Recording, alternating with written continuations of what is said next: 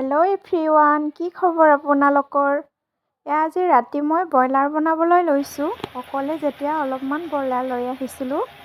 কেৰাহী এখন মই তেল গৰম কৰি লৈছোঁ। ব্ৰইলাৰখিনি মই ভালদৰে ধুই লৈছিলোঁ গৰম পানীত। তাৰপিছত মই পিঁয়াজ ৰঙাকৈ ভজাৰ পিছত মই ব্ৰইলাৰখিনি পিঁয়াজত দিছোঁ। দি পেলাই কম আঁচত মই ধুনীয়াকৈ ব্ৰইলাৰখিনি ফ্ৰাই কৰি লওঁ।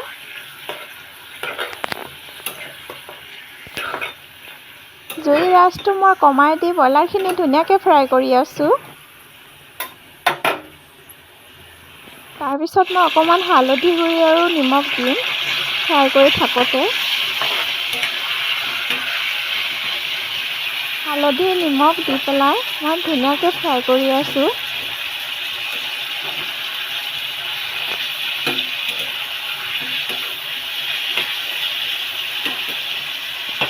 বিলাহী এটা কাটি থৈছিলোঁ। কাটি থোৱা বিলাহীখিনি মই ব্ৰইলাৰ ফ্ৰাই কৰি লোৱাৰ পিছত মই বিলাহীখিনি দি আকৌ মই বিলাহীয়ে ভালদৰে ফ্ৰাই কৰি লওঁ।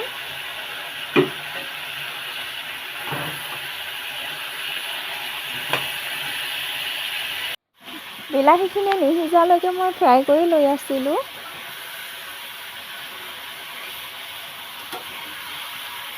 ভালদৰে ফ্ৰাই কৰি লোৱাৰ পিছত মই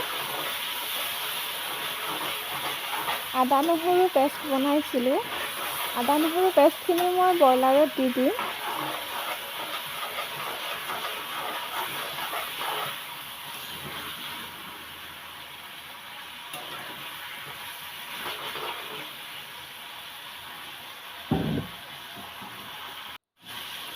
আদা আৰু নহৰু পেষ্টখিনি এচামুচ মই ব্ৰইলাৰত দি দিছোঁ।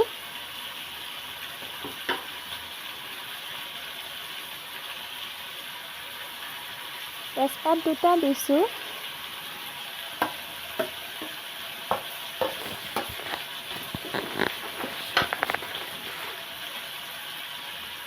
আৰু লগতে লং ইলাচি আছিলে, মই গুড়ি কৰি পেলাই ভাঙি পেলাই দিছোঁ।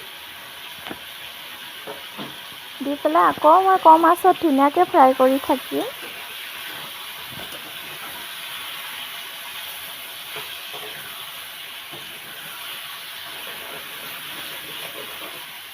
কাৰণ ভালদৰে ফ্ৰাই নকৰিলে ব্ৰইলাৰ চিকেন এনে খাবলৈ বেয়া লাগে। ফ্ৰাই কৰিলে গন্ধ এটা থাকে, গন্ধটো নাইকিয়া হৈ যায়। আৰু ভালদৰে গৰম পানীত ধুই ল'ব লাগে। নেমুৰ ৰসেৰে মেৰিনেট কৰিলে গন্ধটো নাইকিয়া হয়।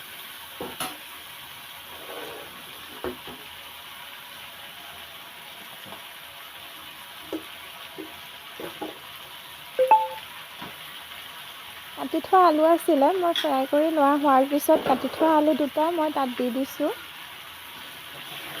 দি পেলাই আকৌ ধুনীয়াকৈ ফ্ৰাই কৰি লওঁ।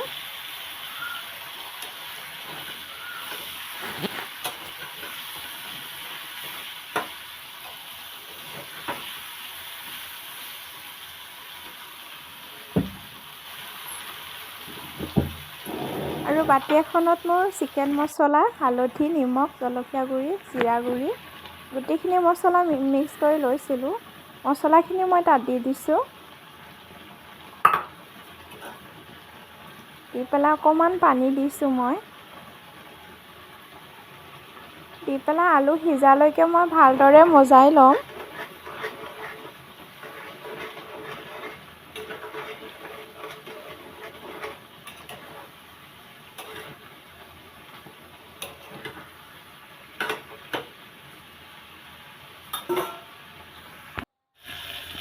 আৰু মছলাৰ পানী আছিলে, মই পানীখিনি দি আৰু অলপমান মজাই লওঁ।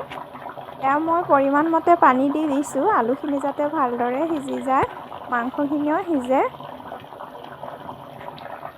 মোৰ ৰাতি হৈ গ'ল ব্ৰইলাৰ চিকেনৰ তৰকাৰী, ধুনীয়া গ্ৰেভি তৰকাৰী। কেনেকুৱা হৈছে তৰকাৰীখিনি আপোনালোকে জনাবচোন। আৰু আপোনালোকে ৰাতি সাঁজত কিহে ভাত বনালে কমেণ্ট কৰি জনাব। আৰু শেষত আছিলে মোৰ উৰহি ভাজি। উৰহি আছিলে, উৰহিখিনি ভাজি দিলোঁ। ভিডিঅ'টো ভাল লাগিলে লাইক, কমেণ্ট আৰু শ্বেয়াৰ কৰিব পাহৰি নাযাব।